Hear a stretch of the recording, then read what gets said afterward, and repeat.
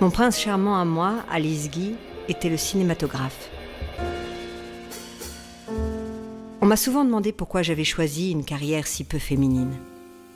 Je n'ai rien choisi. J'ai suivi une volonté dont j'ignorais le nom.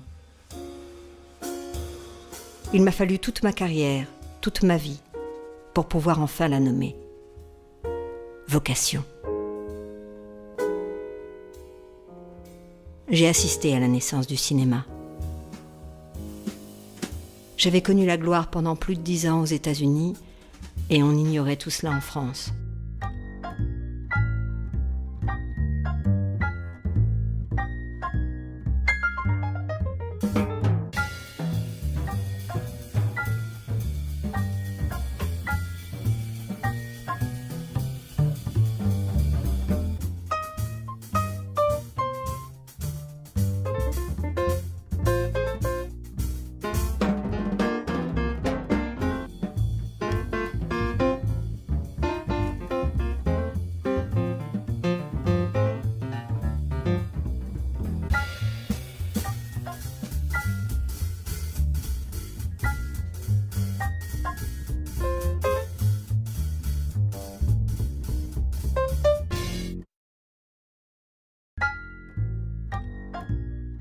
Au début des années 90, j'allais encore à l'école.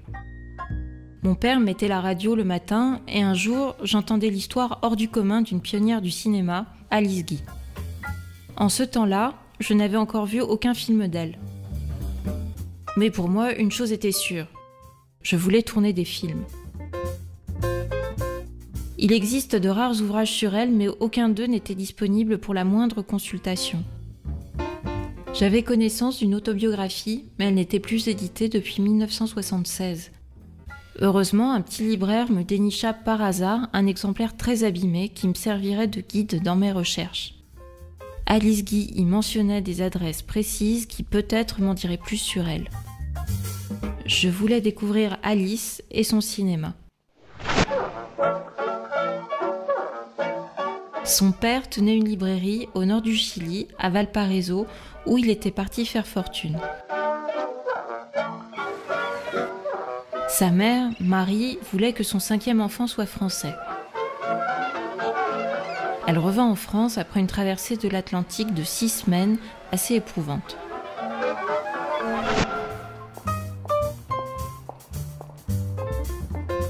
Je décidai de me rendre là où elle était née le 1er juillet 1873, à 2 pas du bois de Vincennes, à Saint-Mandé. Une plaque commémorative était érigée à cet endroit qu'il avait vu naître. L'avenue Alphand avait bien changé par rapport à l'époque où elle se nommait rue de la Grange.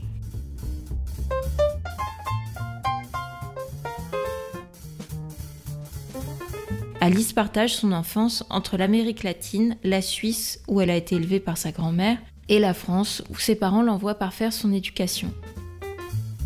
Elle termine ses études à Paris lorsque la famille Guy doit faire face à de multiples épreuves là-bas au Chili. De violents tremblements de terre, des incendies, des vols ruinèrent mes parents.